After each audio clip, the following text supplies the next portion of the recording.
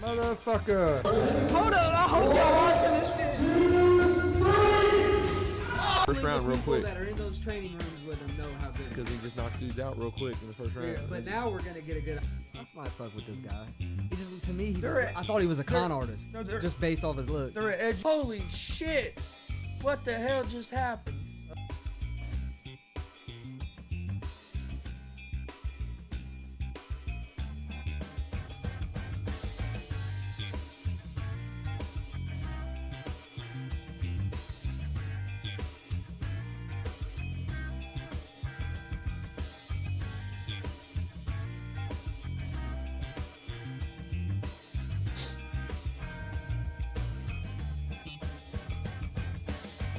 What's up, motherfuckers? Welcome to G.W.R. Gonzo's Wrestling Room, Monday, November 22nd, 2021.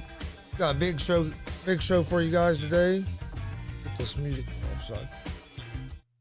Oh, there we go.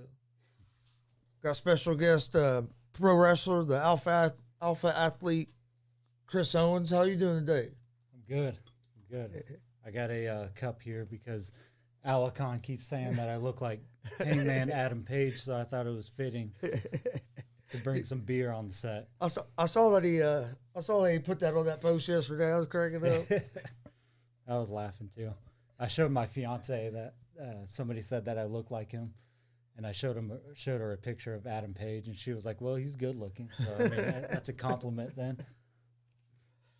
So how long have you been in the wrestling business? On and off. Since 2012. I technically started before that, but I don't count anything that I did before that because I had no idea what I was doing. And in 2012, I went to the School of Rock. And actually, Ruby Soho was in my wrestling class. So everything after that is what I really actually consider what I've been doing. So who'd you train with? Billy Rock. Billy Rock? Yep, and Lafayette. Yep, Ruby Soho was in there, and we had a lot of. Was you in the same class with Jordan James? No, I think he must have been after me. I was gonna say he said he was in the last class. Okay, yeah, he was definitely because our class was like the second one that Billy ever did. Oh, okay. Before us, I think it was people like Trip Cassidy and Dale Patricks was in there. Is that down in Lafayette? Yep. Alacon's on there now. He said it's my cup. Yeah, he said Adam Page is a handsome guy, so it's definitely a compliment. Well, I appreciate it, Alacon. Maybe I can be part of the household productions. We can call me White House. Yeah, Hollywood House come on here a few times. He's a good guy. Yeah, he seems like it. He seems really talented. So how long after you got that training before you started doing matches? Let's see here. The school was 10 months. 10 months? It was from January to October. And then we had our first match at October 27th. It was actually like a show for the school. Nick Dunsmore was there, Eugene. We actually did like a training seminar right before the show. That was Billy's gift to us for completing the class. So that was pretty cool. But yeah, it was like a really big show too, and I was nervous as shit. I remember I wanted to. I was so nervous. I wanted to have a couple shots before I went out there, and they were like, "No, that's too dangerous. You can't do that." I just wanted something to calm my nerves. Well, I know when Jordan James was on here, he said that show after the training, that show that you're talking about with Rock, he said that might have been the biggest crowd he's wrestled in front of. Real big. He said it was my first match. Yeah, and we had like a whole camera crew there. The girls, the Lafayette girls roller derby, the whole team was there. So I was like, oh man, there's a lot of people here. Yeah, that's what he said. He goes, I think that might be the biggest crowd I ever wrestled in front of. It was my first match. It was really cool. I think he said Adam Rose was the guy that came in and did seminars. Okay. What year was he? I can't remember. He said he was the last class. I think that had to have been 2015 15. I think it was something maybe. like that, Yeah. 15 or 16, something like that. So once you started doing your wrestling, what do you have like a home organization, or you just float around, or Just float around, really. But like I said, I've always been kind of like on and off with it. Like at one point, I took like a year off, and then got back into it and was picking up steam, and then I tore my ACL, and then was back on the shelf again, and then came back, and I've been steadily doing it ever since then. But it was like more recently though that I really like kind of put my all into it. I've always just kind of like I said, been on and off. So now I'm like really wanting to like put, what I mean, be all in. it was like something that you like to do, but you wouldn't because all in on it. I've always had to work, I was like saying you have job. I was gonna say you have life. Yeah, exactly. I've always lived on my own ever since even when I was going to the School of Rock. So I've always had bills and everything to pay. So some of my weekends would have to be towards working a shoot job, because I mean you can only make so much money in the wrestling world. Yeah, especially in the independents when you're first getting. You'd have to be like started. Way up there to be really making a good living to be able to pay all your bills. So now that you're back into it more, what organization you just wrestle here in Indiana, or have you been going out? I'm wanting to venture out. 2022 is my goal, is to like start venturing out to a lot more places and start going to more states. I've been to a couple states, but I want to add more, on my resume. I see that you got the championship belt there. You said that was from HCW? HCW. They run shows up in Mishawaka and South Bend area. They've been in Michigan also, like Niles, Michigan. But yeah, it's a great place to work for. They're constantly, looking for ways to better the company, and always trying new stuff, you know what I mean? Like stepping out of the, their comfort zone, and they're always trying new stuff. That's the only way you can grow and improve is like you said, try new stuff, try new things. Some of it might not work, but See, I think that's been kind of my problem too for a while. Is like I've always like been in my comfort zone and never really stepped out of that. So like that's what I need to do. You know what I mean? Start stepping out of my comfort zone. Now, have you been a heel and a baby face? Lately, I've been a heel, and I like it. I think it's really fun. I was Babyface for years. Being a heel now has been pretty fun and new. So, I would say most people say that they would rather be the heel than the baby face. Yeah, it's fun. They say the same thing you say. It's fun. I did I can talk shit to the fans. Yeah. The only challenge that there would be with being a heel is like if you're real big on merchandise, selling T-shirts and everything, it might be a little more difficult to get people to buy your T-shirt, especially if they like really hate you. But other than that, I mean, it's really fun. Colin had a question, which was one I had too. Going to be a good one. Was who were some of the who influenced you, and some of your favorites you came up watching? Let's see here. Shawn Michaels. I think I would put him at the top of the list, but. At one point, Kurt Angle was a huge inspiration for it. Even when I first started, I wore the singlet and everything, and I did a lot of suplexes, and I had the short hair. And but like when I was real little, I mean, I loved people like The Rock, and Stone Cold. Yeah. But then once I got into like the more technical part, like I actually started enjoying like more technical wrestlers. I got into people like Kurt Angle, Chris Benoit, Eddie Guerrero, even people like Dean Malenko, and some of the best right there. Yeah, the best like in-ring workers. Malenko was great in the ring.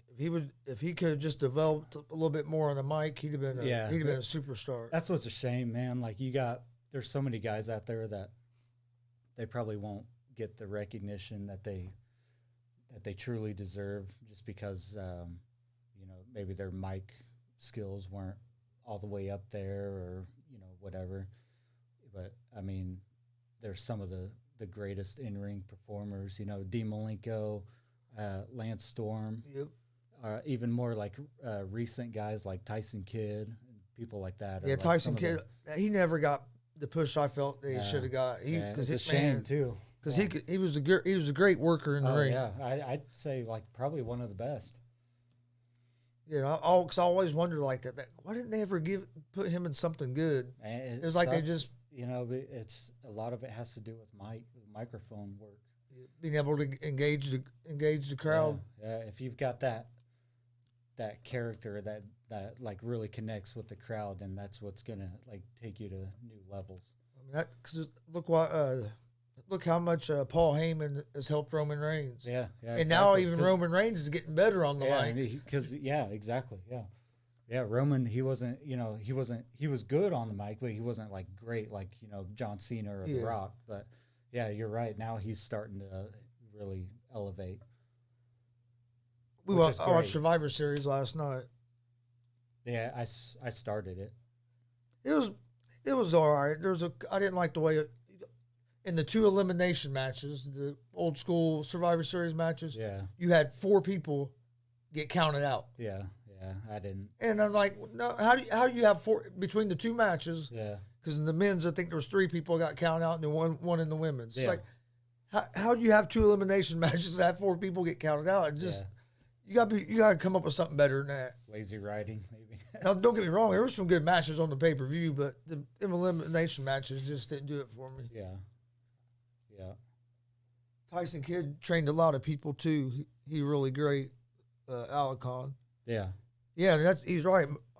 Because everybody we named off was a WCW cruiserweight. Yep. But that's where WCW messed up. All they were pushing was Hogan and the NWO stuff, and you had Jericho and Malenko and Guerrero. I feel like they didn't. And Benoit that was killing it. I feel like they didn't really take their cruiserweight division like serious. Like they treated them as like time fillers. Yep. You know what I mean? Like in between like the big stars. They would kind of just throw in a random cruiserweight match, and then they just didn't really build anything around them. You know. And if they would have used them guys right, they'd have been the ones that bought WWE. Oh, for sure. I mean, look what happened with people like Jericho once they came big ass stars. Yeah, Eddie Guerrero, Benoit. Yeah, all of them. I mean, even Malenko had a good run there, and he was. I don't know if he's still working there now. He was working there as a trainer or something. But I think he's in AEW. He's in AEW now. Yeah, I think he is now. Yep.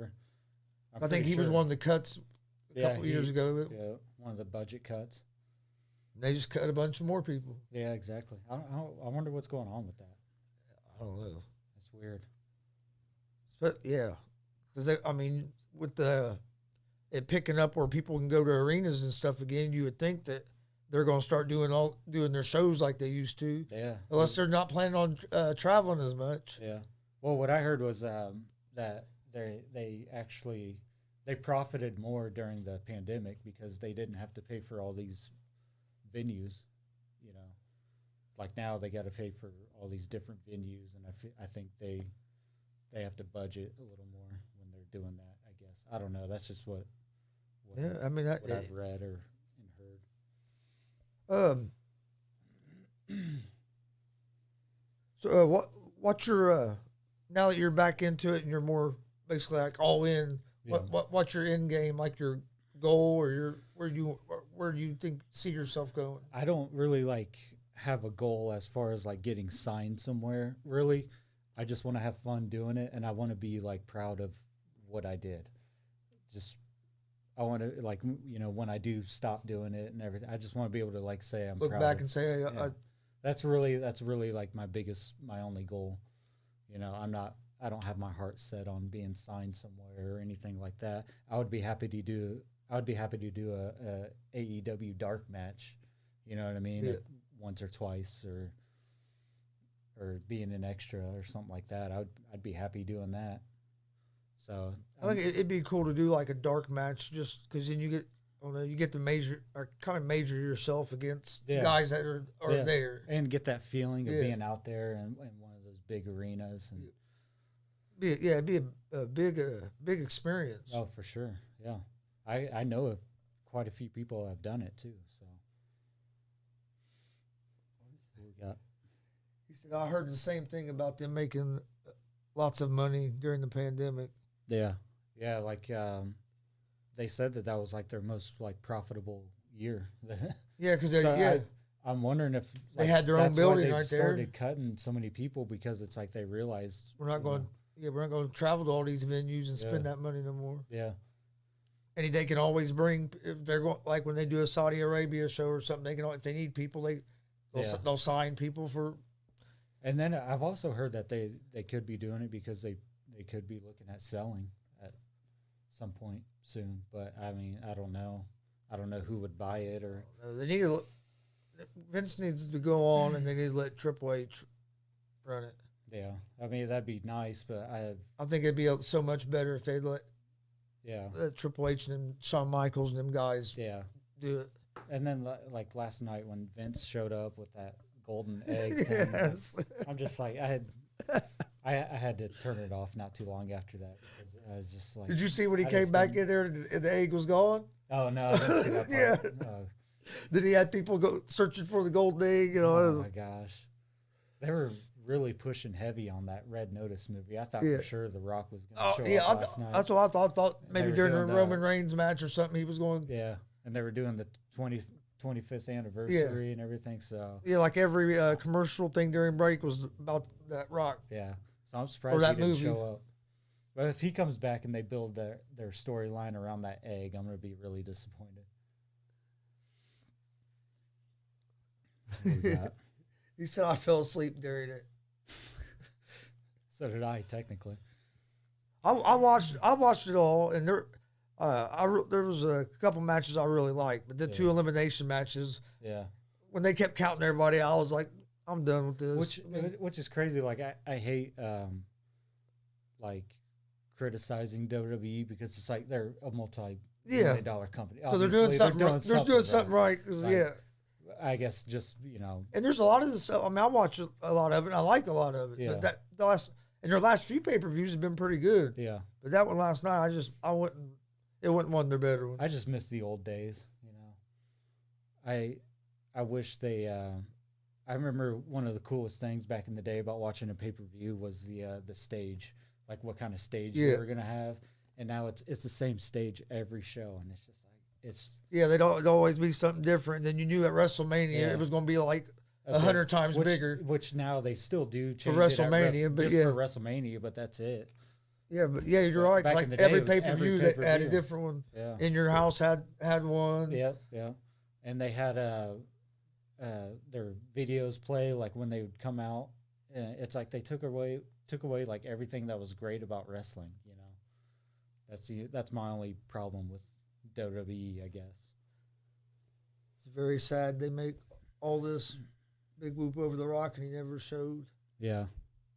It's like telling your friends you have a girlfriend, and then when you see her in public in front of the friends that this is you.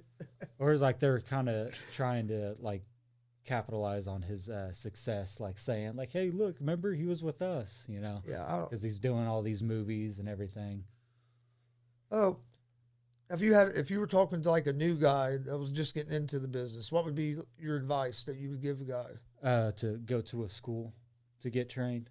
I see a lot of guys they get trained, which this actually happened to me before I went to the School of Rock.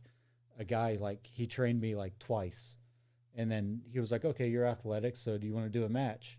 Was this here in Indiana? Yeah. So I was like, "Sure." I didn't want to say so no. So you trained twice. So what's that like? I trained like twice in the ring. So that'd be like what? Maybe 5-6 hours, if that. And wow. And then he's like, "You want to do this match?" And so I was like, "Sure." You're not going to turn down an opportunity. And this guy, he he did one of those moves to me in the corner where, you know, when they run at you and they big boot you. Mm-hmm.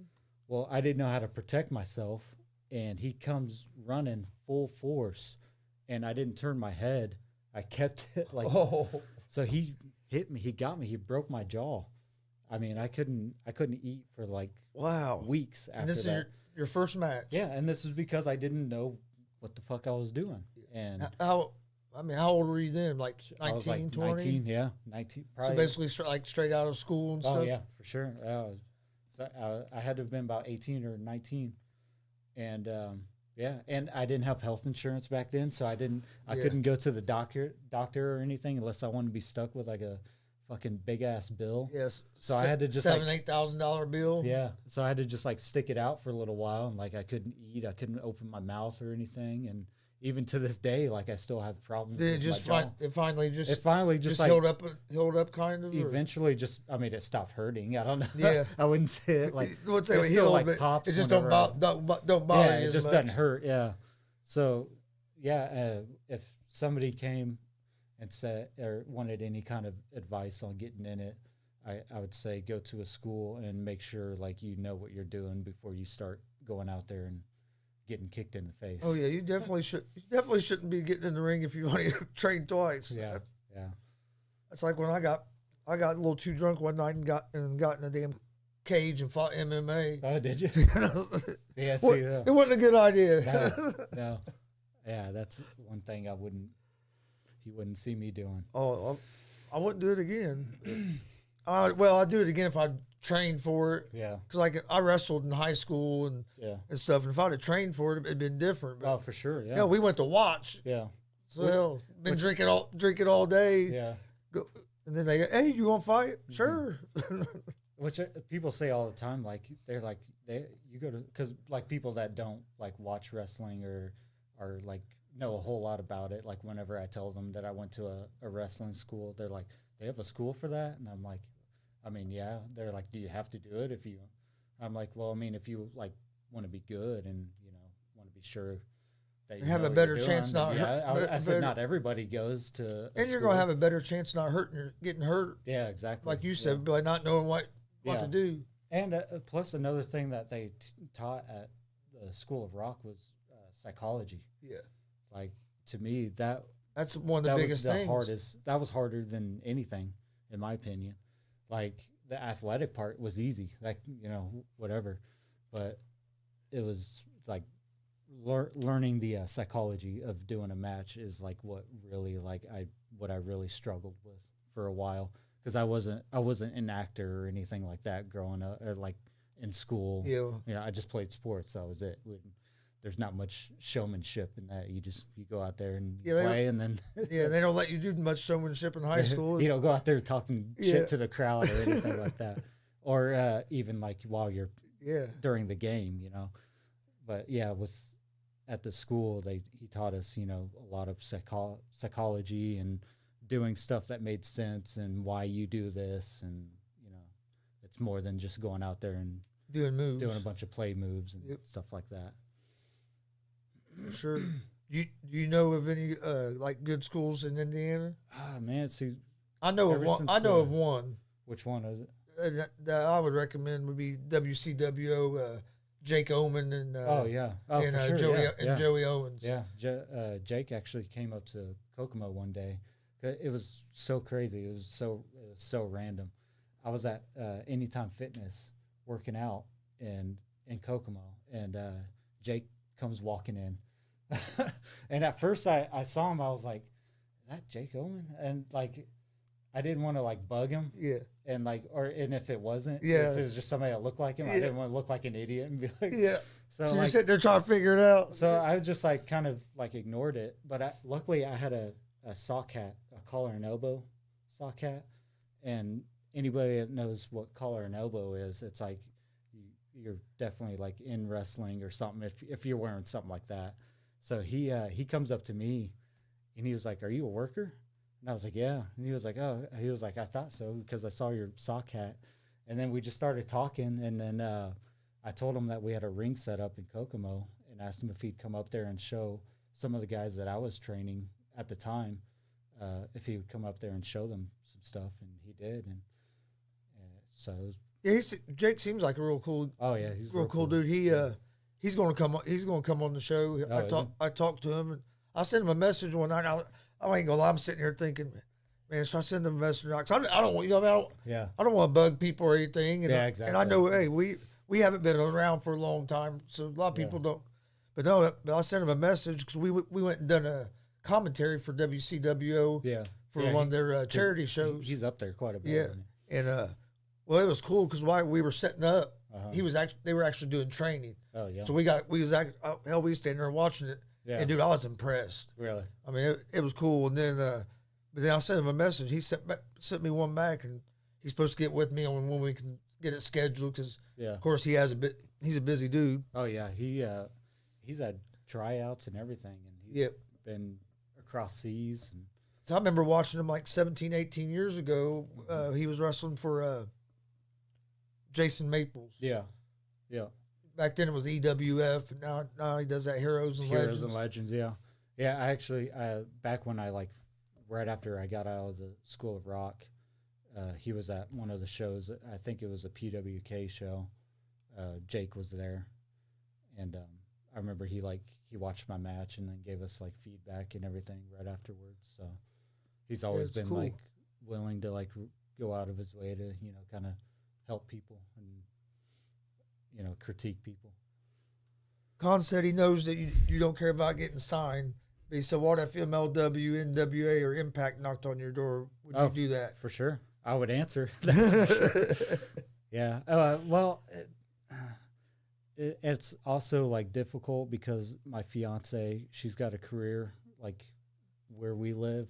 So there would be a lot of factors I would have to go over. And we have 3 dogs, a cat, a pet fox.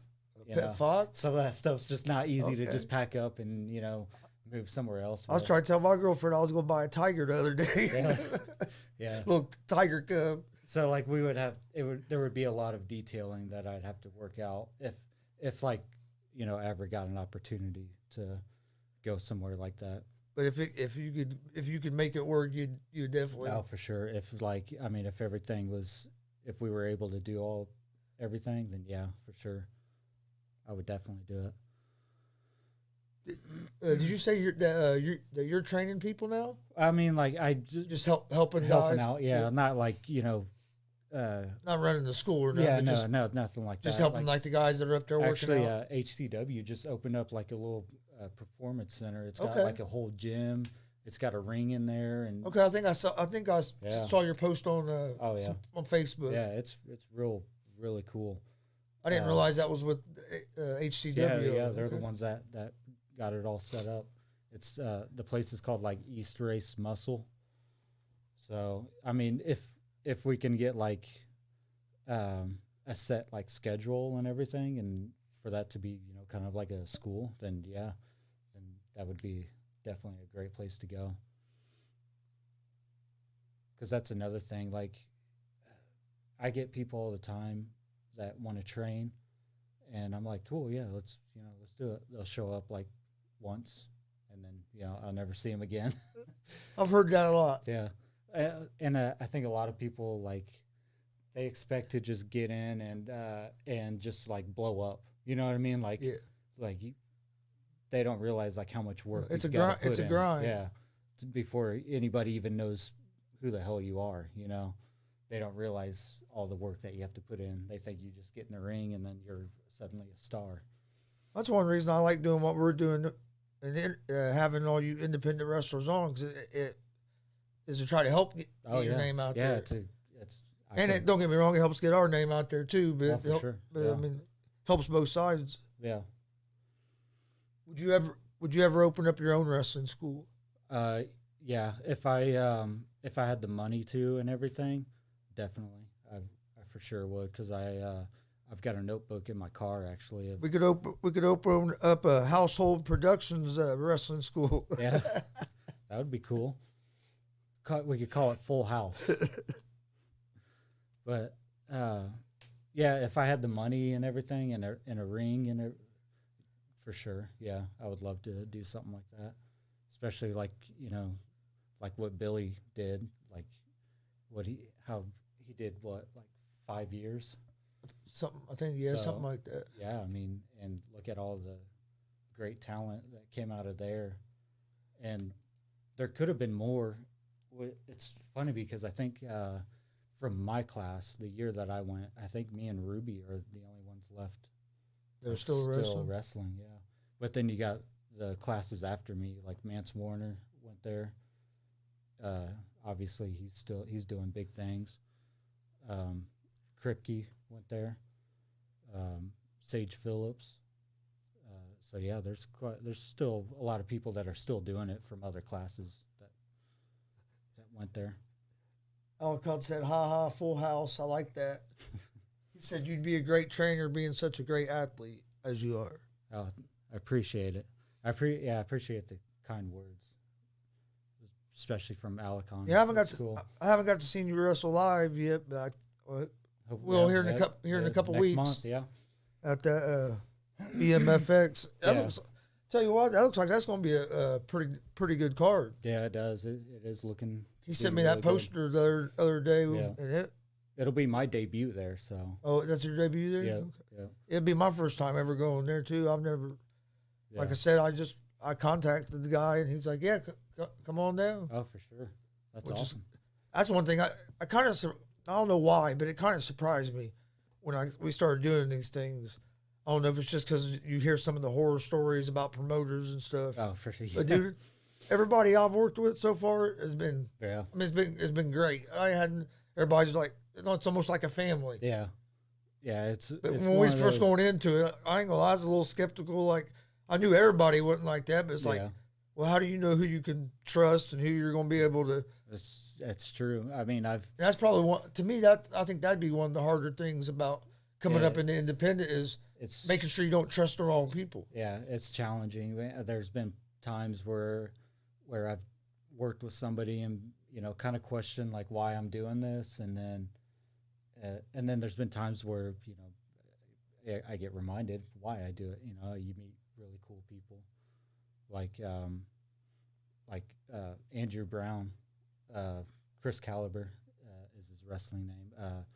He's one guy that I've met that has been like really cool, and he's willing to go out of his way to like help somebody and help elevate. Well, see, that's he how sees like potential and that's how Hollywood House has been. And I can that's tell how he's been with us. Yeah, I can tell that's how Alacon is too. He's helped us so much. I mean, just not only by coming on the show, but just like, hey, if I need to ask, I can ask him a question. You know what I mean? Yeah. I can message him and he'll answer me right back. It's cool because he does the podcast stuff, so it's somebody that I can trust. That if I need, hey, should I do this or not? I can talk to you a little bit. Yeah, and Alacon's really talented too. He reminds me a lot of Jimmy Hart. Yep. Like, that's what we was talking about that day he was on here. In the best way possible, Yeah, I told him he's the best manager I've seen in the independents so far. Like I said, I haven't been to all the shows. Probably, I would probably say the same. I've been to 3 or 4 different organizations, and he's been the best manager I've seen so far. Yeah, he's one of those guys. He's not afraid to go out there and do like something, and if he got the stink face from Rikishi, you know what I mean? A lot of people would be like, "No, I'm too good to get something like that," and he went out there and he did it, and his reaction after he got the stink face was hilarious. My dad said that you and Dex will be a great match. Yeah, I saw Dex when I was at that show with him and Sam Knight. It was the only match I was able to catch, but I loved it. I was like, I'm like sitting there like as a fan. He's a great athlete as well. Yeah. And then Alcon said, "Thank you both for the kind words. It really means a lot." Oh, hey, no problem. Just speaking the truth. They said that between him and Mike King, man, they've helped us so much. Mike King actually a couple years back, it was before I tore my ACL. Me, him, and a few other people actually went out to breakfast with Road Warrior Animal, and because he was doing a show, or he was at a show in Kokomo, and earlier that day we got to go eat breakfast with him, and it was, Mike King was there, and then a few other people, and Shane was there, so that was probably one of the coolest like wrestling experiences, is being able to sit and have breakfast with Animal, and then he did a little cool. Seminar later that day too, and we did that, and then he was on the show, and then he gave me feedback on my match, and actually told me I had a beautiful drop kick. So I thought that was cool. Oh yeah, anytime you get a compliment from a legend like that, it's a shame. I know Mike King. The way from what I've heard from Mike King, him and Animal were pretty good friends. Yeah, I think I remember them actually like knowing each other. He's I know he has a real good relationship with Rikishi. Yeah. Dice Man was there too. Yeah. Yeah, I think he used to tag with him a lot. That night, the match that I had, it was against Rob Kincaid. Okay, yeah. Who's actually passed away also. Yeah. And I've actually got a picture with him and Road Warrior Animal. It was right after the match, and it was when Animal was giving us feedback on our match. So, that's a cool picture. Oh, for sure. It's a shame that both of them now since passed. Well, speaking of that, what would be your what's like your biggest moment in wrestling that you've had? Man, I think it's yet to come. To be honest with you, one of my favorite, and it has nothing to do with in ring or anything like that. It was right after I tore my ACL. We have a baseball stadium in Kokomo called the Jackrabbit Stadium, and it's like semi-pro baseball stadium, like real nice. And my best friend is the guy that runs it, and they did a thing called WWE Night, and one year they brought in Carlito, and all he did was sign autographs and take pictures and stuff, and it drew like 1,000 people, and they didn't even have wrestling. It was just him hanging out. And then so a couple years later, they had Austin Aries and Kevin Thorne there, and my friend got with me about wanting to do a show, like actually have wrestling, because he was like, if Carlito just himself can bring in that many people, I can only imagine, how many people will come if there's actual wrestling. Yeah. And so we were in talks of doing it, and then I tore my ACL, and I was out, so we just kind of dropped it. But Austin Aries and Kevin Thorne still came to the stadium, and I think I was out to eat, and I was on crutches. I had a knee mobilizer on, and my friend calls me, the one that runs the stadium, and he's like, hey, he was like, come to the stadium. He was like, I got somebody here that wants to kick your ass. And I was like, and I didn't feel like going anywhere, because I was on crutches. Yeah. Like I was in a lot of pain. It was more of a pain to move and stuff. Yeah. And he's like, come on. He's like, he says you're a pussy and he wants to kick your ass. So I was like, God damn it. So I was like, all right, I guess I'll go. And I get there and it's crowded, and Aries is sitting up in the bar, and my friend comes up to me, and he's like, follow me. And he walks me straight to the bar, and it was crazy because Aries is, kind of just sitting there hanging out, having drinks, and he from across the bar, like it's like I caught his attention or something. Like he looks right at me, and then my friend's walking me over there to introduce me to him, and we go up to him, and Aries he comes over, and my friend introduces me, and he's like, hey, this is Chris, he wrestles, and he was like, that's actually why he's on crutches right now. And Aries was like, oh, cool. Like I think it made him happy because it gave him somebody to like kind of sit and hang out with and talk to about, because everybody else is kind of just like fans. They don't know, the backstage, you know, politics or, wrestle talk type stuff. And so I think it made him happy. So we just sat at the bar for like a good 3 hours just talking wrestling. And to me, like, that was one of the cooler experiences, and it had nothing to do with being in the ring or anything. It was just because he was the Impact champion at the time, so he had the belt with him and everything. I actually got a picture with him, and so it was just cool, just like sitting and just like shooting the shit with him, and like I got a chance to do that with like one wrestler to another. I got a chance to do that with Jake Roberts. Really? I said we used to help do shows at this community center. Yeah. With Maples, and Jake Snake Roberts was on one of the shows, and I sat outside. He was sitting outside smoking a cigarette. I went out there and sat with him. Hell, we sat there probably about an hour. Yeah. Just talking. Wow, that's awesome. Khan said he wants to know what is your dream match for you realistically. Who do you want to step in the ring with? That'd be a milestone for you. Man, you know, it used to be when I first started, Sammy Callahan was who I like. As far as because at the time he was on the Indies. That was like, I was like, man, if I could wrestle him one day, that would be great. But now, let me see. I mean, there's a lot of people that I want to work with, but as far as like that one, person, I would have to say,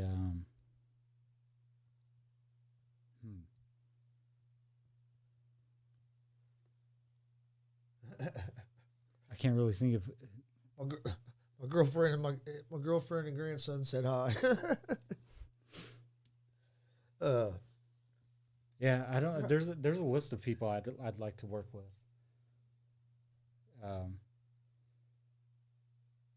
Yeah, I mean, I'd have to think of. I'd have to make up like an actual list and get back with you on it. Alakon said I asked him a tough one. He said go through the list. Don't, Alakon, it's going to be you.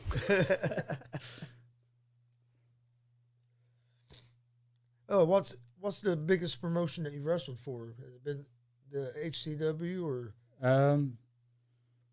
They've all just been indies. So like I haven't actually wrestled for like the actual big promotion. You said you hadn't went out of Indiana yet? I a little bit, but just like more indie promotions. Yeah. I really want to go to OVW before too long. That's actually one of my 2022 goals is to go there and have a few matches. Where have you seen like the craziest crowds at in like independent? Probably up in towards the Chicago area, I would say. There or let's see, up Louisville. I've been to IWA Mid-South, so obviously that crowd's a whole world of its own. So I'd say up towards the Chicago area is probably like the craziest crowds, the ones that are the most into it. Con said he don't want no smoke with the alpha athlete Chris Owens. He already had enough smoke with the Pope that night. It emerged. I saw that. That was a pretty hard hit. I went to the training seminar with the Pope before that show, and he actually bruised my ribs. He was showing me some shots to the ribs, and he was really getting me. But I heard that. I've heard that he puts on a good seminar. Yeah, it was really good. He taught a lot and very knowledgeable, obviously. So yeah, I thought that's a good thing to like add to your resume. Yeah. How many seminars have you been to? Let's see here. I've been to a Colt Cabana one, that one was pretty cool. The Road Warrior Animal, Rikishi, B-Boy.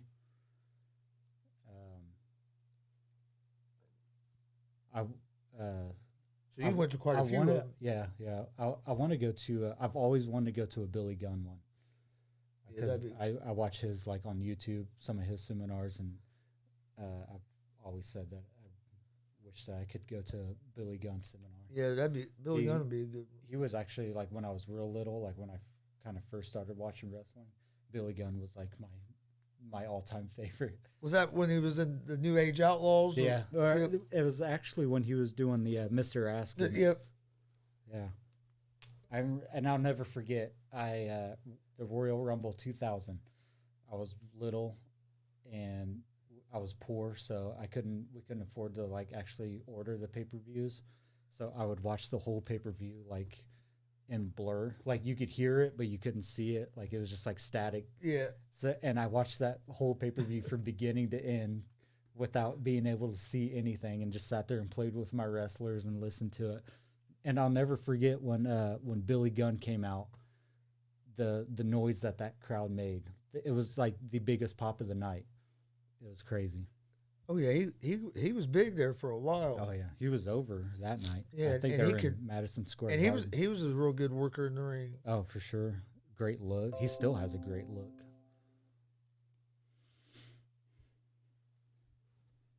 Oh, that's Damien DeVille sending me a message. Oh, cool. So what do you think the hardest thing about the independent scene is?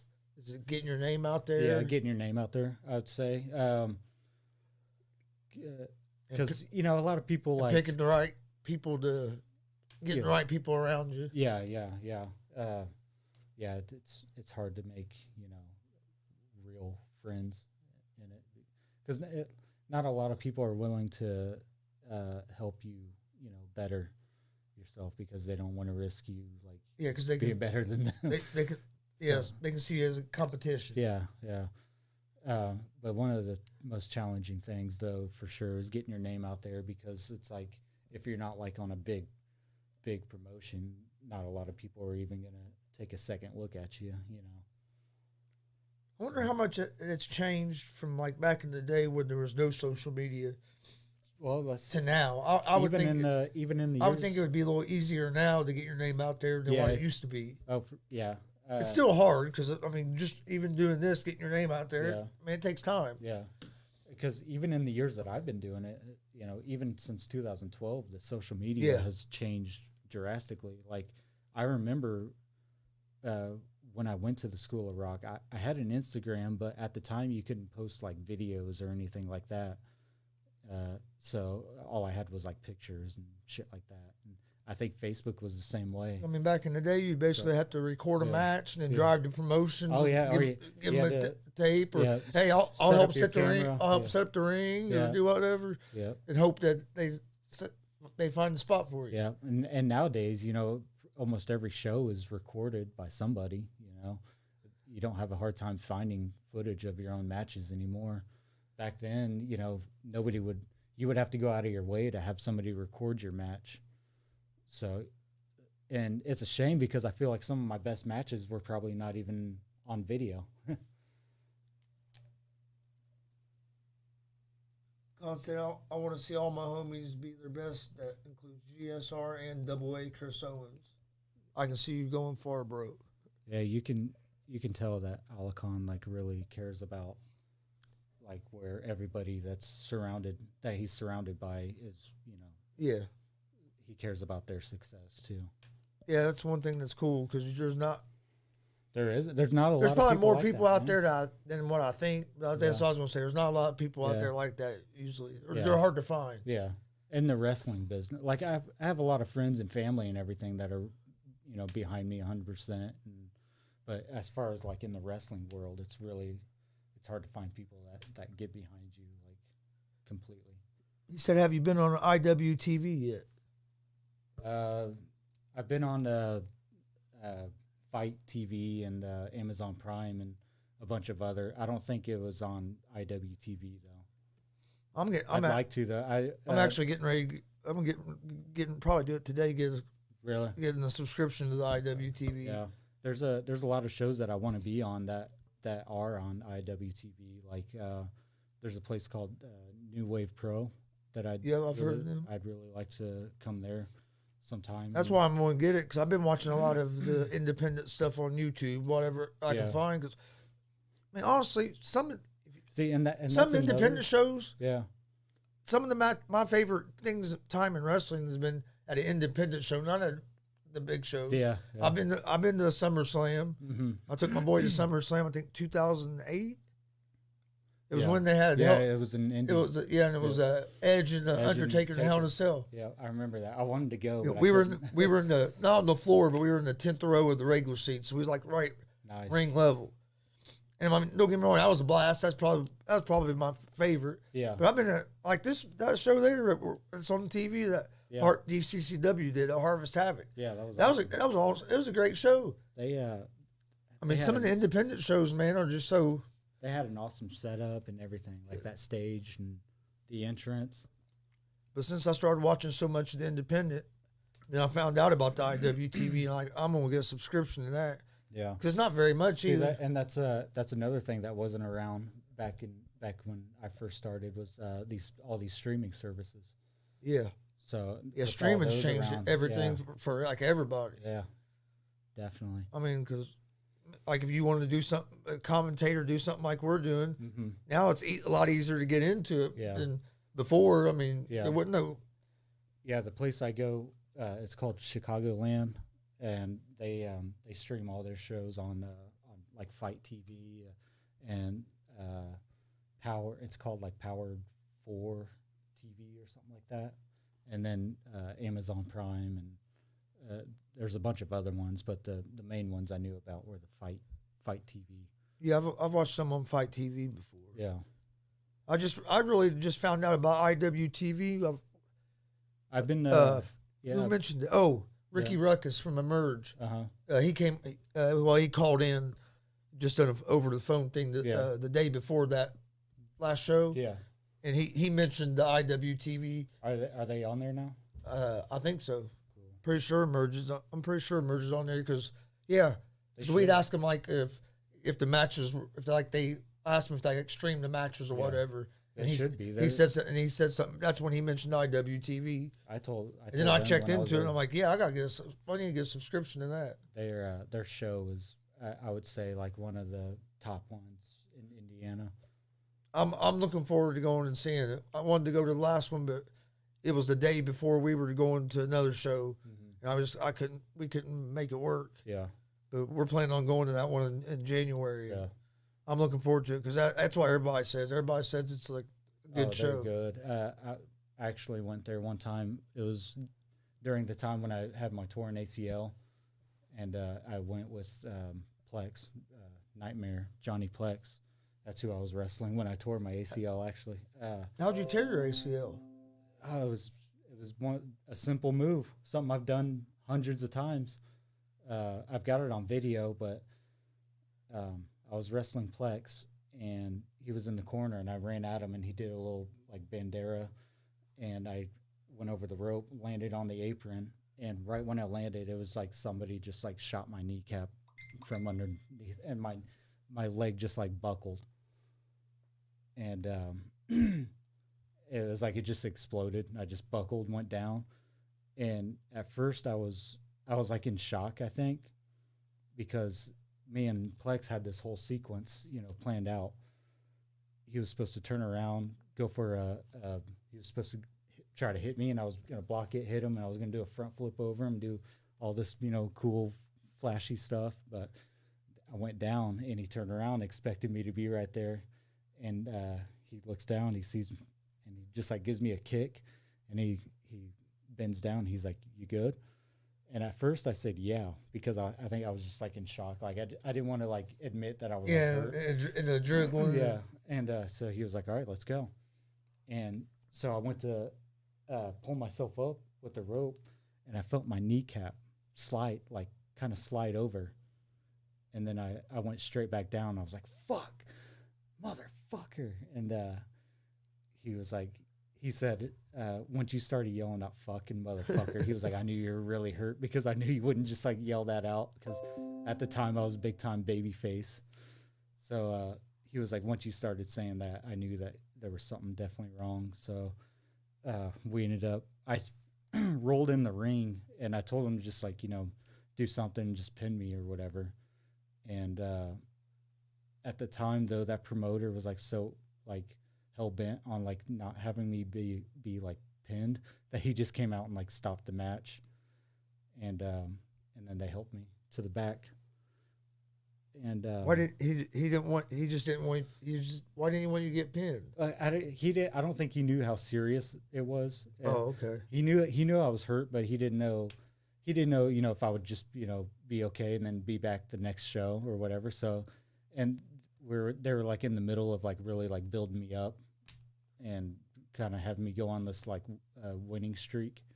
So he just came out and like just ended the match and said that I was hurt and couldn't go on or whatever. And I got helped to the back, and we're sitting back there, and I've got my knee pads on and everything still. And I'm kind of trying to debate like whether I should go to the hospital or not. And as I'm sitting there, the pain is just like getting worse, and worse, yeah. like intense. Like you can walk something off and it kind of goes away. Like it was just like intensifying, like on fire. And so I was like, I'm probably just gonna have to go to the hospital. And they were like, make sure you leave your knee pads on until you get there, because once you take that knee pad off, it's probably gonna puff up. Oh yeah. And my foot was sideways like that, and I couldn't straighten it. Couldn't straighten it out. So so I went to the hospital in my ring gear, and was just sitting there, wrestling gear, just waiting to be seen. And the lady gets me back there, and she's like, because they have to like ask you, like what happened and everything. Yeah. And she's like, what happened? I told her I was wrestling, and she was like, I kind of figured that by what you were wearing. So we do the X-ray, and they're like, well, no bones are broke, but there's a lot of fluid and stuff built up in there. They're like, you're probably gonna need to get like an MRI. And so they set me up to go see a doctor. This was on a Friday night though, so I couldn't go see the doctor till Monday. So I had to go through the whole weekend, just kind of not. Well, they give you some pain medicine and send you home. And at this time, I didn't know exactly what I had done yet. Yeah. I just knew that my knee was the size of a softball, and when they put that mobilizer on, it wouldn't even strap around my knee. Did they have to put like a needle in there and drain your knee? No, not at that time. They didn't do anything for me other than just like say, here's some painkillers. I had to have that done. That sucked. Yeah, I probably should. I probably need to go back and do that now, like scar tissue or whatever. But it looked like I had a volleyball knee pad on, like under my skin. Yeah, and you can move it. Yeah, mine was. And I was wrestling in high school my senior year. Yeah. I went to one doctor, and he wouldn't drain it. He gave me some inflammatory and said the swelling would go down. Yeah. Didn't let me practice all week. Well, the swelling went down. Yeah. But then as soon as I wrestled that Saturday, I was sitting over there, and I had my warm-ups on, and one of my other wrestlers said, hey, why you still got your knee pads on under your sweats? I said, I don't. And I looked down, and my knee was like that. Yeah, that's what mine looked like. And then I tried to wrestle another match, and I fell on it. And when I fell on it, it bursted in there. No, really. Oh, dude, it hurt so bad. Yeah. I'd say it was probably like one of the worst things I've ever They took me to the hospital, and they put a needle like that long in there. They pry around your kneecap and stuff. Oh, it sucked. Yeah, I went that Monday, and at first the doctor thought, just by looking at it, he was like, I'm going to guess meniscus tear. He was like, but we'll get you set up with an MRI and, figure it out. And so he set me up to go to the MRI that following Thursday. And then I had to wait again till that following Monday to go back to him to get the results. So, I mean, basically a week and a half of just like kind of trying to guess what could possibly be wrong with my knee. And being in pain. Yeah, yeah. And I would talk to like other people that I knew. Like I knew this guy I knew was a doctor, and I was getting his advice, and I even showed him the video. He was like, yeah, that might be like a meniscus tear. That's what it looks like. He was like, because of the way your leg bent. And then they're like, as long as it's not ACL, meniscus is only like 4 weeks or something like that. And they're like, worst case scenario is ACL, because that's like a 9-month or a year recovery. And I go that Monday. Sometimes longer. Yeah. And he looks at the MRI, he comes back in. He's like, ACL tear. tore it completely in half. And he was like, we're going to have to get you surgery. And he was like, but before we can do surgery, we got to get that swelling down. Yeah, that gets swelling down. My knee was huge. And he was like, if we did surgery now, you'd be, in bad shape. So I had to wait a couple months. And I actually had to do physical therapy before the surgery to get it mobile again, because he was like, if it's not mobile, then they can't do the surgery.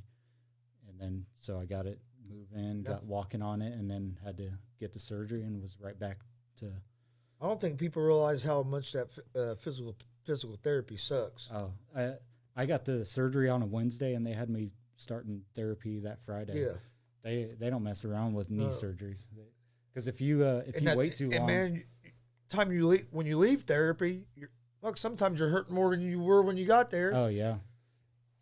But I recovered pretty quick because I was going to therapy twice, and then on my off days I was going to the gym and working on it some more. Did you lose all the strength in your leg? Oh yeah, I had no muscle in that leg. My legs looked weird because I had all this muscle in my left, one big leg, because I was using that to get up and down. You were using it more than what you. And I had no muscle on this leg, and it looked awful. I'm still having trouble with building that muscle back. How long did it take when you first started training where you started feeling that you were getting it back? I within a couple weeks I was at least walking and okay. But I got that surgery in September, and I was back in the ring doing matches that following February.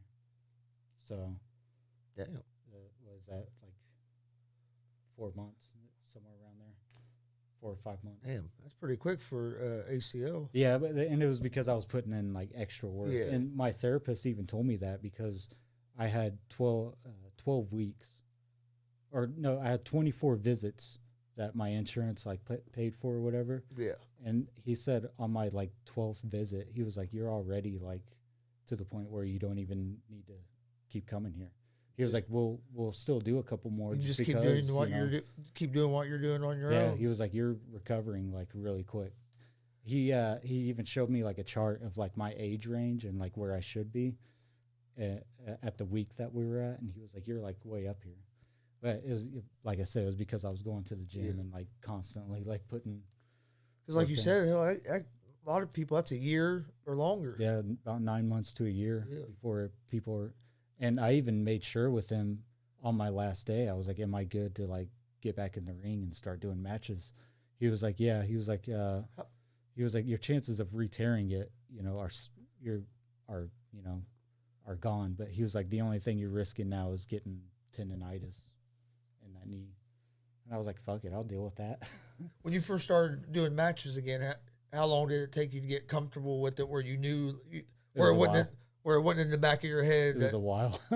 I've only done that move. I think that's once. one of the hardest parts of recovery is the mental. Yeah.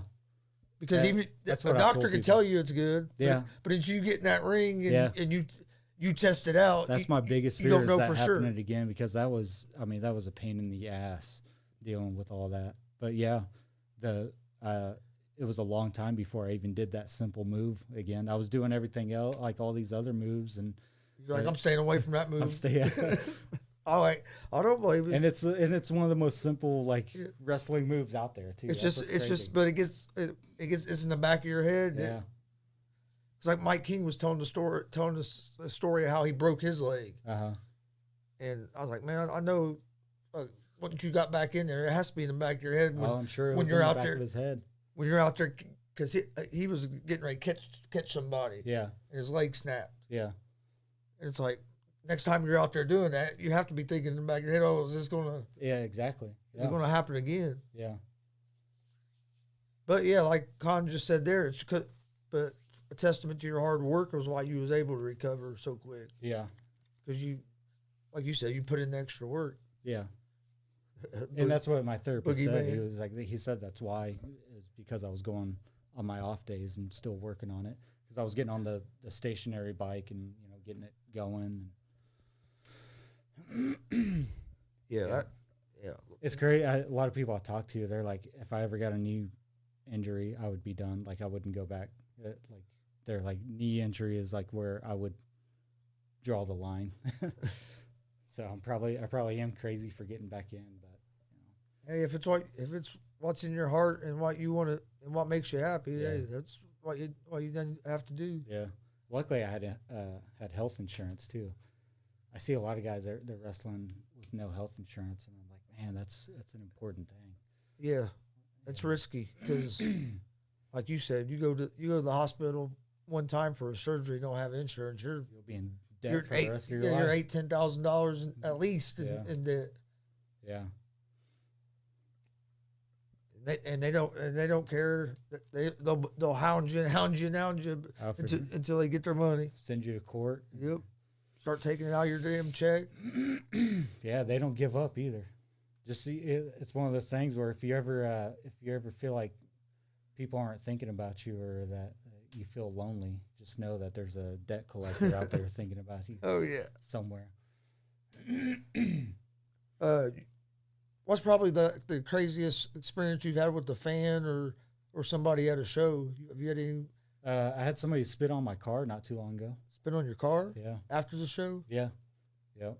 Because they were still mad at what you done in the ring? I guess, yeah. I must have. Hey, you done your job? Really rubbed them the wrong way.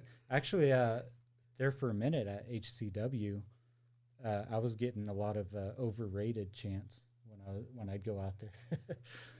So I thought that was funny. Oh yeah, that's why I've always said was if you're not, as long as you're getting a reaction, that's all. As long as they're not quiet, they could be out. I've had them chant "pretty boy" at me and shit like that, and it doesn't bother me any. Like as long as they're making some kind of noise, that's all that matters to me. Yeah, they could be, chanting that I have a big nose or something. As long as they're saying something, I'm fine. You haven't had like a real crazy fan experience? No, nobody swing on me or anything like that. I've seen it happen to other people, right in front of me, but no, not towards me. I think they know better. Like at the independent shows, like in the back when you guys are getting ready and stuff, do people help each other, or is it more everybody kind of doing their own thing, or varies? Or it varies, yeah. Some places are like that where it's everybody kind of doing their other places, we're all back there joking around, kind of goofing, having fun, more like a family. Yeah.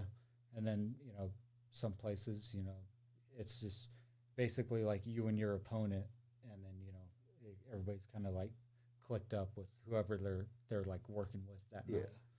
And that's another thing, like whoever you're working with, you'll see that you'll be talking to them most of the night because you guys are going over your match, and then you kind of shoot the shit a little bit, and then you go over your match again, and then shoot the shit some more, and How do you guys how do you decide who's going who calls the match?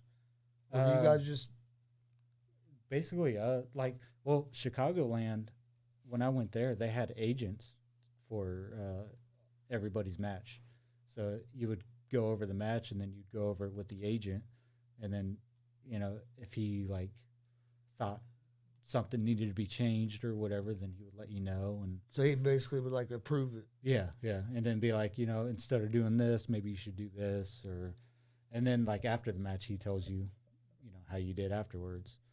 And some places are more strict on what you do in your match because they don't want you doing something that somebody else is going to do in their match. Yeah. Sometimes I do a super kick in my matches, and that night I couldn't do it because it was being used in the main event. So I think that's something organizations should be kind of do. That's what I think. I think because a lot of people should be doing what we went to a show, and in the first 2 or 3 matches, there was probably the same move, 3 low blows. See, stuff like that needs to be, and it's also respectful to be if you do have a match planned out, maybe kind of go around to other people hey. And that was my point with Survivor Series last night with so many countouts in the 2 elimination matches. I just saw three guys get counted out. Yeah, there must have been some lazy. I saw writing three guys right get there or counted out. something. Now you're going. Now a woman's getting counted out. I mean, yeah. It's also. I usually try to watch the matches too. Like especially if I'm later in the card, I try to watch the matches before me, and if I see them do something that like we had planned in our, I'll go back to my opponent and be like, hey, scratch that because they just did it. So then we, got to change everything around. So that's another good thing to do is watch the other matches and make sure that the shit that you've got planned isn't being done over and over. Yeah, because you don't want to go out there and the match right before you done the same thing that you guys had planned. Yeah, exactly. You do the same exact thing. And that's another thing about crowds too is they're all different. Like you go to some places where they want to see a good ass, 5-star technical match, and then you go somewhere else where they just want to be entertained. They don't give a shit about all that technical shit, They don't care as much about the quality of what's going on in the ring. They're more, like you said, they're entertainment. And I've seen people like put freaking awesome matches on, and it's like, and the crowd just doesn't give a shit because like that's just not what they want to see. That or the psychology that you didn't connect with them. And what's crazy is you could go out there and do a big crazy flippy 450 splash, and then another guy could go out there with a crazy gimmick and not do a damn thing. And who's gonna which person is that crowd gonna remember when they're leaving the building? They're gonna remember that crazy gimmick that they saw. They're gonna remember that dude that was on the mic for 3 minutes, but he kept their attention for 3 minutes. Yeah. Because I mean, I'll tell you what, I was impressed with that crowd there in Kokomo for the AACW. Yeah. I mean, building was standing room only, and that crowd was into the show. There. I mean, it was cool. Yeah, and it came through on our video too. If you watch our video on YouTube of it, the crowd came through good because you. That's the best too. Like even in like smaller buildings like that, because the crowd is so like engaged and I bet they're kind of up close and personal. I bet they had a couple hundred people in that building. Yeah, I mean that building ain't. It's not real small, but it's not big either. Yeah. The ceiling's low. Yeah. That would be the only issue I would have because that takes out half of my move set. Mike King pile drive the guy. Yeah, when he went up with him, the dude's feet hit the ceiling tile. You can see the ceiling tile go up about that much to come back down. I remember. Nobody could get on the top rope, but hey. I remember a long time ago. Actually, it was before I went to the School of Rock. It was one of the days that I completely dismantled my jaw. Zach Gowen was there, and he did a moonsault, and it was from the second rope, and his foot hit one of the lights that were on the ceiling, completely knocked it out. He was on one of the shows we helped put on here in Muncie. Really? Zach Gowen and Jimmy Jacobs, Kevin Thorne. Jimmy Jacobs was there too, actually, at the show I was just talking about. Jimmy Jacobs, him. Who else was it? Kevin Thorne was there. Rosie. Mm-hmm. Scotty Too Hot. He came to the show. We actually done it on the baseball diamond there at the community center outside. I remember. We set the ring up out in center field. Nice. Put chairs around it. Yeah. I remember in Kokomo. This was when I was in high school. There was a show there, and it was a bunch of names. Like Al Snow was there. Shark Boy was big in Impact at the time, and he was there. He was my son's favorite for a long time. It's crazy. The crazy gimmicks like that are always like the most like over. Rosie was there. Jimmy Hart was there. I like to meet Jimmy Hart. Yeah, he was really cool. Cool. I got a picture with him. I wish I still had it, but I can't find it now. But he was there. Virgil was there. Knobs, a bunch of people, and there was a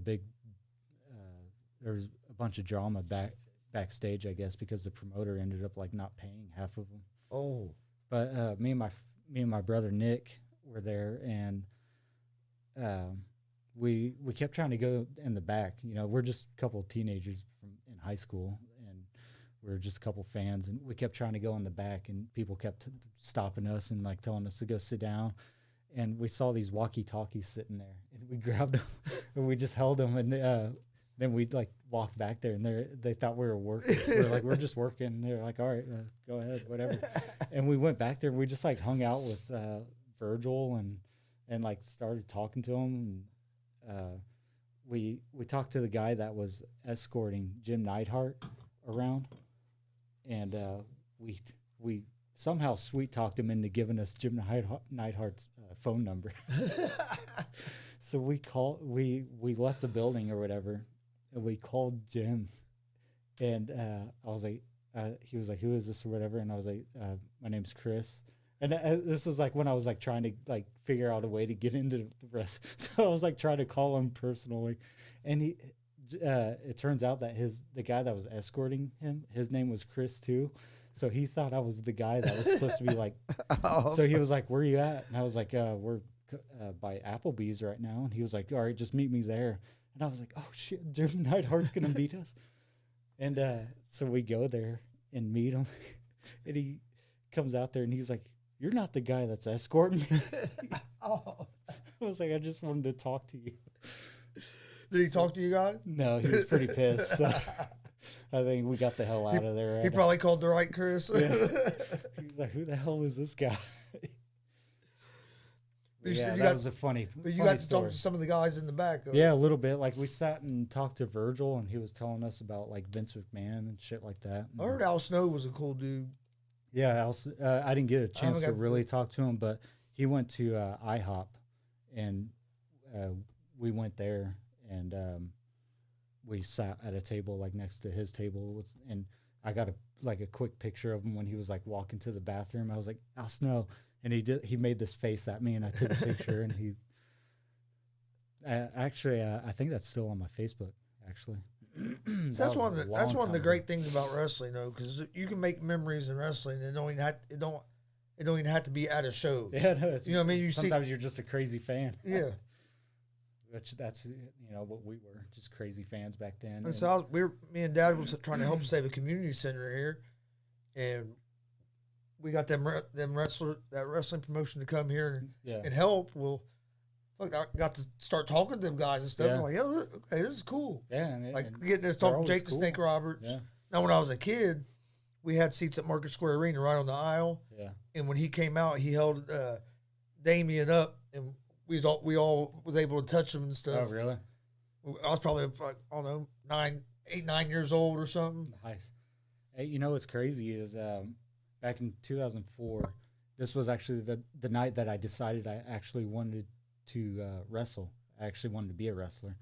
Was when we went to Fort Wayne, me and my brother, we went to Fort Wayne it was my first WWE show, and we went to the mall before the show to kill some time, and we're walking, and my brother Nick, he looks up and he's like, "Shut up," and I was like, "What?" I look up, and it's John Cena walking right past us, getting something to eat. And at the time, he was like up and coming, so he was able to walk through the mall and not get bombarded. And I'd never forget it. He had like a styrofoam thing. It probably had like Chinese or something in it. And he walks right by us, and it was like slow motion. And we're just like looking at him, and we're like, "John?" And he just like looks at us, and he's like, "What's up, guys?" And like just keeps walking. And we were like sitting there like, "What the fuck?" And so we started like walking behind him, and he's right in front of us walking, and there's these 3 kids walking our way, and the kid in the middle, he stopped, and he looks at John. He was like, and then like shakes his head. He's like, "No," and then like just keeps walking. And so we caught up to John, and we were like, "Hey, we're gonna be at the show tonight. We just want to shake your hand because like we're obviously huge fans." And he was like, "Oh yeah, that's cool, man." Shook our hand, like was cool as can be, and then walked out and left. And then that kid comes running back up, and he's like, "Was that John Cena?" And I was like, "Yeah." He was like, "Dang it!" He was like, "I thought it was just somebody that looked like him." Oh, and, that would suck. I know. I was like, "Yeah, we just got to meet him." You have a chance to meet John Cena and don't because you don't think it's him. And then so we went to the show, and it was a house show, so there at the Coliseum. Yeah. And our seats, we had really good seats. There were floor seats or whatever. and we kept like throughout the show, like slowly like scooting up to the front, because at the house shows the security's not like as as strict. Yeah. So by the end of the show, we were able to get up front, and after the show, we went to the back to watch them all leave and get in their cars. Yeah. And we're all there's quite a bit of people out there, and everybody's trying to get people to come over and sign autographs, and nobody would. And John Cena comes out, and out of all the wrestlers that we saw like going and getting in their cars and leaving, John Cena was the only one that came over and took time to like take pictures and sign autographs. And he signed I had like a little random piece of paper that I had him sign, and it's our camera that we had that night. It was one of those digital cameras, but the battery was dead, so I wasn't able to get a picture. But that was back before everybody carried a camera in their pocket. Before smartphones and shit, yeah. And we told him when he signed our autograph, we were like, "Man, thanks, John. Like, you made our night." And he was like, "Hey, you guys make my night every night." And I was like, "Man, he was the coolest freaking guy." Yeah, and then that was when I decided I wanted to do it. I was like, on my way home that night, all I could think about was like, I want to be a pro wrestler. Like, I need to do this. So that was when I decided not only I wanted to do it, but I was going to. And then, a couple of years later, I trained a couple times in the ring, and then broke my jaw. And that crushed my dreams for a little bit until I found the School of Rock. So that would probably, to me, that'd probably be the main thing for like a younger guy. You got to get in a school. Yeah, I would say that's you got to get trained properly. The most important thing. And because some places will, like when they book you, they want to know where you got your training. Yeah, because they don't want you to go out there and do something that's going to hurt their show. They don't want somebody getting hurt on their show, or somebody that doesn't know what they're doing. And, it just kind of lets them know that, that you know how to work. And which some places will book people that haven't been trained, but a lot of places will be like, it'll help your booking, getting booked somewhere when you can tell them that you went to a credible you have that on your resume. Hey, I was trained by this guy. And, I trained a couple times over here. Yeah. So, but I'm athletic. Yeah. Yeah. Billy Rock. So was he cool? Oh yeah, Billy's really cool, and he's his wrestling style was more like lucha libre, so he taught us a lot of that kind of stuff too. But we back then we took a school picture, like a group picture, and it was right before like the big show, and it was Billy had us all grouped together or whatever. And he tells me, he's like, Chris, take your shirt off or whatever. And at the time, I was like pale as can be. And like, I didn't feel like I was in like the best shape or whatever. And I told him, I was like, man, I'm like really pale right now. I was planning on getting a spray tan for the show. And he's like, just take your shirt off. Come on, you're in good shape. I was like, God, whatever. So I, said, screw it, did it. And I mean, I looked like Sheamus's brother. And, so fast forward years later, when Ruby makes it onto WWE, they do a little show called Formerly Known As, and sure enough, it shows our school picture with me right next to her, looking like fucking Sheamus's long lost brother. So I posted, I was like, God damn it! I was like, if I would have known that they were gonna show this picture on WWE one day, I would have fucking really pushed to keep my shirt on. That's the picture I have to get on WWE. That one? No kidding. People were probably asking her like, "Oh, I didn't know you went to school with Sheamus." Yeah, but yeah. So that's the funny story behind that picture. She had a good run at WWE. Oh yeah, and now I think she's gonna have an even better run at AEW. But you know what's crazy is even back then, in the class and everything. I even said back then, I was like, she's going to be on something. She'll be on TV. I was like, because she's like that good. Like I used to say like, she's not just like a good female wrestler. Like I was like, she's a good wrestler. Like, I mean, there were times where I had a couple matches with her like at the school, and like she was, they probably would have been like some of my best matches, So I was always like, she's a good wrestler, not just female wrestler. and I was like, she'll be on something, either Well, TNA or whatever. And one honestly, day.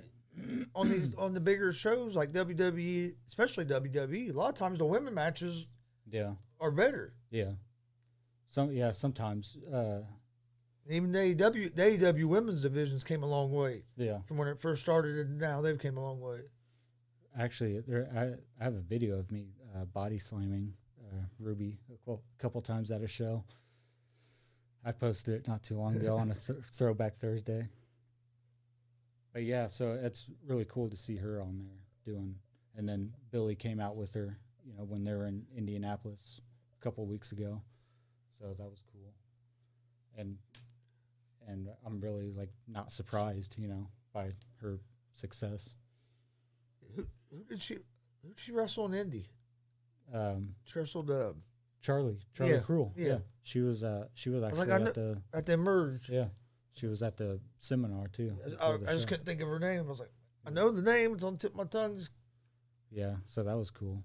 Yeah, and that's one of my goals next year is to get on AEW Dark somehow. That'd be cool. I know like quite a few people have been on there now. That'd be real cool. What helped AEW a lot too was getting Chris Jericho. Yeah. Yeah, he helped them a whole lot, especially that first year, because it's crazy, man. Jericho, the way he can reinvent himself over and over. Yeah, he's had like one of the greatest wrestling careers of all time. Yeah, I like it. He has a good podcast too. I'll listen to it a lot. I love his podcast. Yeah. Yep. I want to go on that cruise he has where he does that rock and roll and wrestling. My fiance hates Chris Jericho like with a passion. Like, I have no idea why. It's like, why? He's one of the greatest. She's like, I just do not like him. And she hates The Rock too. I'm like, how can you hate The Rock? His Jericho's band played in Indy not too long ago. I wanted to go to it. But yeah, Fozzy. Yeah. Yeah. I wouldn't mind going to one of their concerts. Yeah, I've been wanting to go to drag one. Her to one too. I've been wanting to go to one, but I haven't made it to one yet. I'm gonna try to next year. It's gonna be one of my goals. Because who knows how much longer he's going to be doing that. Yeah, that's true. He's getting up there age-wise, too. But during the pandemic, he was doing them Saturday Night Lives. Yeah. And they'd be on there playing music. He'd have 3 or 4 other musicians on Zoom or whatever they were using. They were all playing together. Yeah. Yeah, Jericho's awesome. I think he's one of the greatest, one of the greatest minds of and wrestler. He was a hell of a worker. I can't take nothing away from there, but dude, his mind, just all the stuff he's been able, he's been able to do and say, and I loved when he was doing the list. Yeah, the list, and then I'm gonna put you on the list. When he was coming out there wearing the scarves, and it's just like little stuff like that he was doing that worked. Yeah, I don't think anybody else could have pulled off. No. Well, before we get out of here, do you have anything else you'd like to plug or talk about or? Definitely that Lafayette, Indiana show, December 18th. What was it? Seasons Beatings, I think is what it's Beatings, called. Yep. And I'll be facing Dex Royal. G.W.R. will be there doing live commentary as well. So it should be, if you can't make it, you'll be able to watch it. But yep. So either come join us there or come there. I heard they get a pretty good crowd there, is what I've been told. It looks like it, yeah, from the videos and everything that I've seen. Who was it? Jordan James. He said they usually, it was Jordan James. So he's going to be on that card, and he said that the crowd there is usually good. Really good, awesome. He said he said most time he gets almost standing room only. So I said cool. Yeah, buildings like that's some of the greatest shows. Oh, for sure. That's when you can get a good crowd. Like those are the best because you literally feed off the crowd's energy. Me, my dad, and my son went to this show. It's probably been, I don't know, 12, 13 years ago. But it was an independent show in Indianapolis. And I can't remember the name of the promotion. Uh-huh. But John Moxley was on the card. This was before he was ever in WWE as Dean Ambrose. Uh-huh. Bryan Danielson was on the card. And it was the Saturday night. That next Monday, he was going to make his return to Raw. Was that when he got fired? For choking the guy. He did go back on the Indies for a minute there. And so he's going to the show because he was going to be there. So when we found out he was going to be on Raw Monday, we was like, well, he probably ain't going to be there Saturday night. Uh-huh. Well, we get there. He was still there. Oh, nice. Drake Younger was there.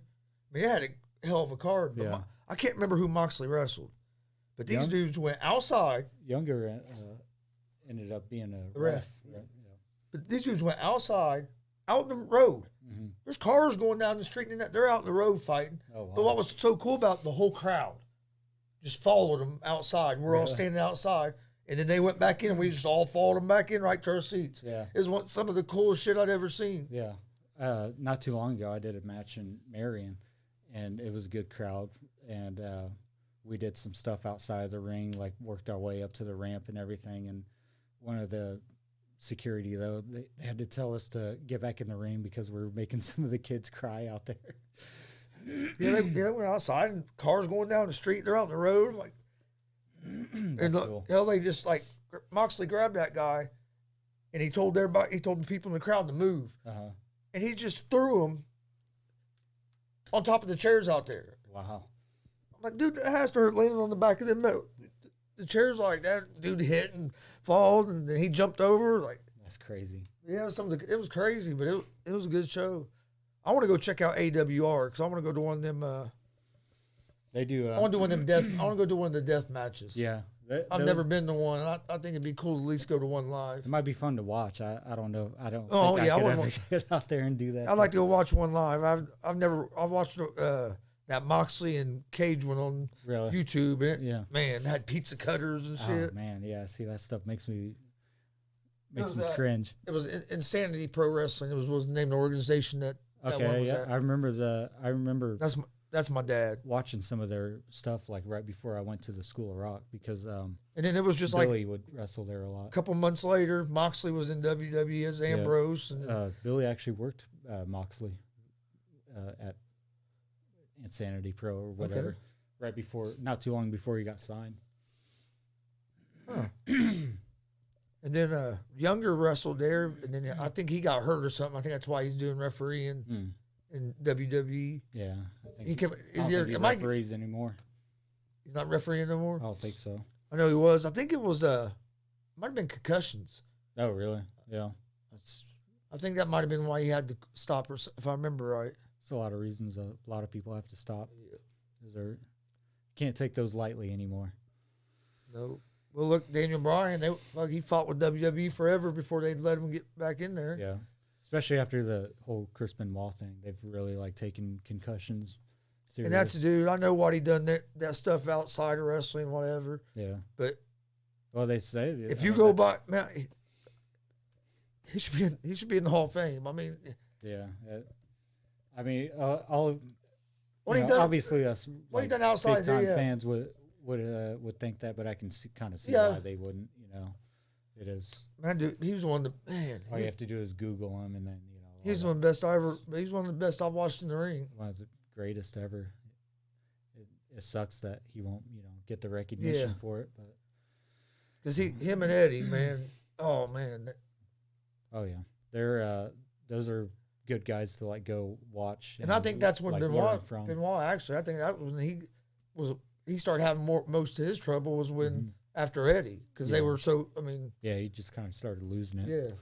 'Cause Yeah, those him and are, Eddie were like brothers from everything you hear. Yeah, those are guys I would say to like study. Oh, like, yeah. for people Dean- that are Dean wanting to do Malenko. it. Yeah, just study their Jericho, their any of the WCW cruiserweights, Rey Mysterio, Yeah, for sure.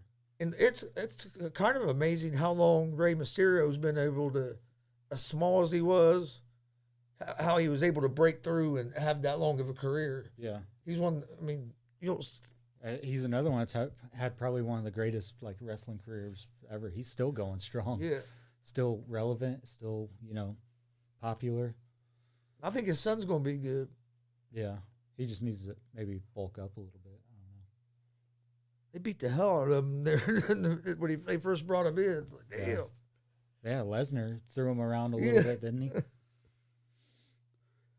I wouldn't want to get thrown by Lesnar. Fuck that. I would for as much as the Yeah, as much as they pay, I would. Yeah. Yeah, God, he tossed me around. I remember watching that dude wrestle in college. He was huge then. Yeah, he's a freak of nature. I I told my fiance. She asked me the other night when we were watching one of his matches. She was like, "Would you ever get in the ring with a guy like him?" And I was like, "Yeah." I was like, "I'd go out there, especially get thrown around by him. That'd be easy." Especially if I'm getting paid. She was like, "But he looks rough or whatever." And I was like, "Well, everybody that's ever worked with him that I've like heard on interviews and said that he's still safe. You know, he throws them, but he knows how to make them land safely." Yeah, Undertaker. I mean, hell, if you can work with the Undertaker and he gives you good compliments, Yeah. You know, I mean, if he says something good about him, I'm going to go with it because Yeah. Undertaker been around forever and he's a good dude. I remember I got thrown around by Russ Jones in one of my matches. I don't know if you watched any of his stuff. He's Russ Jones. I don't think so. Big guy. He's a freak of nature too. I'll have to check him out. He's one of those guys that'll go out there and toss you around like you're nothing. Yeah, like, well, before we get out of here, something like that. Like if you say you're going to work with somebody you don't know, I mean, and that kind of hard because you don't know how they're going to lay their punches or if they're going to hit you good or they usually go over that. Like they'll say, you know, hey, I work kind of stiff or whatever, and which is. I mean, it's always fine with me, you know. I like there to be sound and make it look like it really hurts, you know. And plus, it makes it easier for me to sell, you know, when it actually kind of does hurt. So, I've even told people that are putting submission holds on me, like it really lock it in, you know. That way, when I'm selling, I can actually sell. Yeah, you know, I'm not an actor, so if you make it really hurt, then I'm gonna be out there really squealing. But yeah, they go over it and they're just, you know, they'll tell you, hey, I hit kind of hard or whatever. And sometimes if you get a chance to, you know, kind of research, like if you know who you're facing, kind of research them a little bit and watch, you know, how they work. And so a lot of times, like as far as like big moves, like getting thrown around and stuff, I'm confident in myself that I can, like, if I feel like he can't get me all the way, I athletic enough, I can flip myself over or whatever. You know what I mean? Yeah. Help, if you have to help. And that's another thing too. Like never go out there and take something that you're not comfortable taking. You know, let somebody know, like, hey, I haven't worked on that. That's a big thing that everybody says. Don't be afraid to say no. Yeah. Somebody, if they want you to do something go out there crazy, and break your neck just because you didn't want to say no. Like if you don't feel feel comfortable taking doing a certain move, like a big move, then tell them. I think everybody, especially like the older guy, the more experienced guys that I've had on, have all said that. Yeah. I mean, don't be ashamed. That was one of the first. That was who was it? Jordan James said that. I asked him about giving advice to a young guy. Yeah, and don't let somebody bully you into thinking that you need to say That was exactly what they've all said. Don't get bullied into thinking that if you don't do it, that you're going to ruin your career or something. Yeah, like I wouldn't ever go out there and make somebody do something that they weren't comfortable doing. You know, it's not safe. Then it's like it's not safe for you either. Yeah, exactly. You can get us both hurt. Yeah, especially like say like a superplex or something. If they're not comfortable doing it, and then we're up there and we're about to do it, and he freaks out last minute or whatever, and then you're gonna fuck us both up. So you know, if you don't want to do it, tell them. What's probably the hardest bump you've taken? The hardest bump? To be honest with you, it's the ones that I do myself. Like when I do an elbow from the top, those are the hardest ones.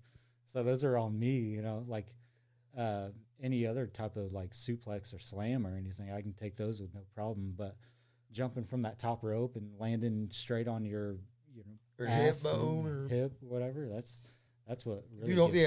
I'd say if you don't land right, you bruise something. And sometimes you get a little whiplash or something too. So yeah, I'd say the moves that I do myself are probably the hardest bumps. Have you had any concussions or anything in wrestling? Not that I know of. I mean, not that I've ever like. Maybe when you broke your jaw. Yeah, I mean, I probably did and just didn't realize it. I mean, I was knocked silly, so. I've had one that I know of, and that was in high school wrestling. Yeah. See, I've never been to the doctor and been diagnosed. Did you do any amateur wrestling or anything? Yeah. I only did it for like the last 2 years of my life. Last 2 years? Yeah. I wish I would have like did it. Here in Indiana? All my life. Yeah. The high school I went I coached here at Southside High School for 10 years. Wrestling. I played football too. Football? Yeah. I didn't play football. I played football in middle school, but I didn't play in high school. Really?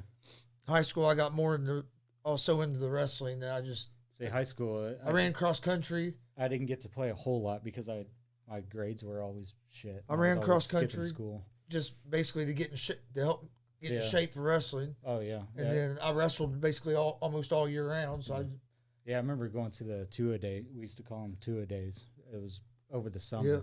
You'd go start practice at like 9 a.m. and you wouldn't be done until like 9 p.m. because you'd go a few hours, take like a little break, and then you'd go back and practice some more. I used to go up there when the football team was doing that over the summer. I used to go up there and lift the weights and stuff with them, work out with them. Yeah, we did. The football coach would let me go up there even though I went on the team. Really? I had weights class in high school too. It was actually you get a credit for it. And it's just a period where you just go and lift. I had it for 3 years.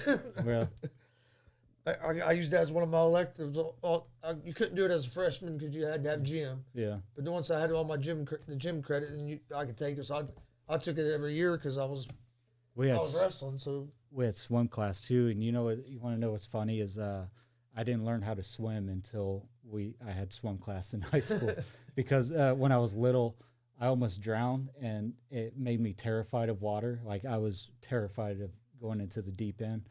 So I didn't know how to swim at all my life. And then I get in high school, and they're like, you need to take swim class to get a credit. Yeah. And it was co-ed, so there was girls in there. And if you didn't know how to swim, you had to wear like these goofy floaties. So I was like, I'm not wearing those. I was like, I'm willing to die before I wear those. So I just jumped in not knowing how to swim, and I just hurried up, just taught myself right there. So like literally, when I say I was literally willing to die before I mean it. Because I remember that, because I remember him saying we had to tread water for so long. Yeah, that was like one of the warm-ups. I don't know how to do that. Yeah. I mean, I could swim a little bit, but not like that. And what's funny is that at the high school I went to, somebody did die in that pool at one point. Like it was long before I was in high school, but it was like one of those, legend stories. Did you go to school here in Indiana? Yeah, it was in Kokomo. So you're from Indiana? Yeah. Well, I was born in Arkansas. Arkansas. And then I moved to Arizona for a little bit, and then moved to a place called Sulphur Springs. It's actually not too far from here. I used to work in Sulphur at Roberts Construction. Oh, really? A little tiny town. Yep. But I lived there when I was real little, and then I moved to Kokomo when I was like 10, and then I've been there ever since. So, I mean, I pretty much say I'm from Kokomo, but I've lived a lot of different places. And then in Kokomo, I was at a new school like every year. So it was hard getting adjusted. All right. You got anything else? Plug it. You got anything else? You got social media? Yeah, just social media. Instagram at Chris _ Owens 325. And then I've got a Facebook page called the Alpha Athlete Chris Owens. So if you could go and like that page, that would be great. And then once I get some T-shirts made, I'd like for people to buy some T-shirts so that I can get some money, because I really need money. I need money to eat. I'm poor. I'm just kidding. No, but really, yeah, once I get some T-shirts made, I'll keep everyone updated on that.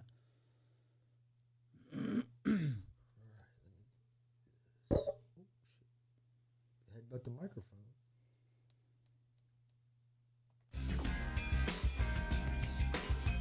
All right, before we get out of here, don't forget, we're live Monday through Friday, 11 a.m. Eastern with Easy Money, a sports betting show. Come join us for that. We're giving out winners. Also, we're live Monday, Wednesday, and Friday at 1 p.m. with G.W.R. Gonzo Sports Room. You can find both those shows on in podcast form on Apple Podcasts, Anchor Podcasts, Spotify, Google Podcasts, most places you listen to podcasts.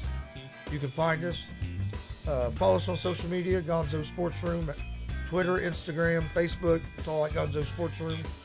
You can find me on Twitter or Facebook and Twitter, Chris Gonzalez at Gonzalez Sports. Check out our merch store. You can see some of our shirts back here. Streamlabs.com. .com/ in the ticker. We have hats, hoodies. Hey, it's getting cold outside. We have some beanies that just dropped not too long ago. I have a new shirt that'll be dropping probably, I'm hoping by Friday, but we'll see if I get it done. So keep an eye out for that. Want to thank the Alpha athlete Chris Owens for joining us today, and I want to thank everybody else for joining us. Don't forget, we will be live here in about an hour and a half at 4:30 with Damian DeVille. So come join us for that conversation as well. Then tomorrow we have Chris Chaos is going to be joining us at 1 p.m. tomorrow. Well, actually, we're going to be airing that conversation, the conversation tomorrow that I have with him. And then Wednesday we have Shane Kauser from AACW. He's going to be here. And Friday we have Brody Botkins is going to be here Friday at 1. I like that. So we got a big week planned this week. Come join us. Hit that subscribe button, the like button. Be a friend. Tell a friend. But we'll see you guys here in a couple hours. If not, see you in the morning. Peace.